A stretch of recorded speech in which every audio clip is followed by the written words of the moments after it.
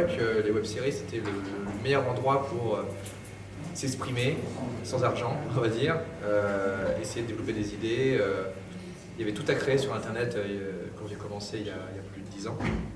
Et du coup, on n'avait pas vraiment de format et tout. Là, maintenant, techniquement, je garde un pied sur Internet, mais je développe des longs métrages, j'ai fait de la série télé, je fais des séries digitales qui sont en fait l'évolution des web-séries, plus ou moins.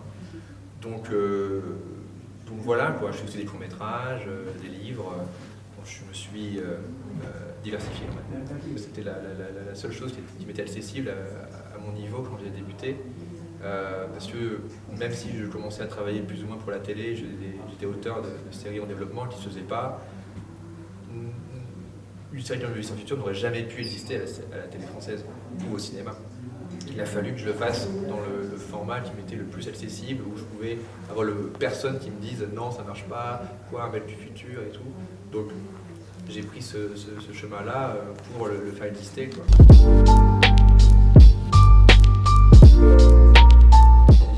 J'ai été inspiré par des séries américaines comme The Guild, qui est peut-être à ce jour encore une des meilleures web-séries qui a été faite, une série faite par Félicia Day. Mais il y avait aussi des séries, techniquement pas des séries web, mais des séries indépendantes sur la chaîne No Life, à savoir Nerds, Founders Company et Noob, qui m'ont aussi pas mal influencé sur qu'est-ce qui était possible de faire avec très peu de moyens pour un public de jeunes.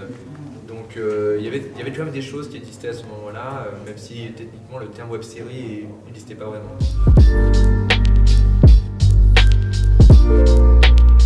En fait, Raph a été mon premier cobaye, puisque quand j'avais genre 11 ans, lui il en avait 5, et je le filmais en train de... Je lui disais, tiens, mets ce chapeau et saute par la fenêtre. On habitait au rez-de-chaussée, mais il était un de mes premiers comédiens avec Florent Dorin, qui joue le Vice sans futur. Et donc du coup, oui, moi j'ai commencé très très tôt à faire des films amateurs, qui étaient pour moi en fait une façon de jouer en fait. C'était comme au lieu de jouer à la console, on faisait des films. Et c'est après devenu notre métier, mais c'était d'abord un jeu d'enfant.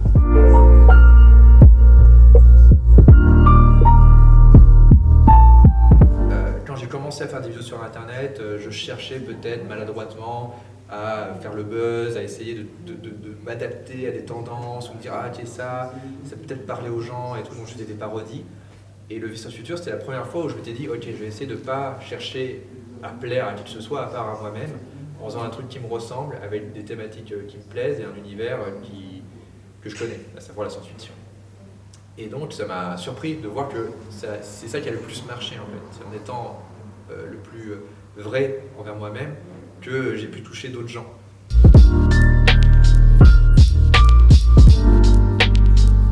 Je lis des mangas, je lis des romans, et avec un univers comme Le Vice sans futur, on a eu des opportunités pour développer des suites, des spin-offs, et c'est ça qui était génial, c'était de ne pas dépendre que de l'audiovisuel pour développer l'univers, parce que plus les saisons avançaient, plus c'était compliqué ou cher à financer.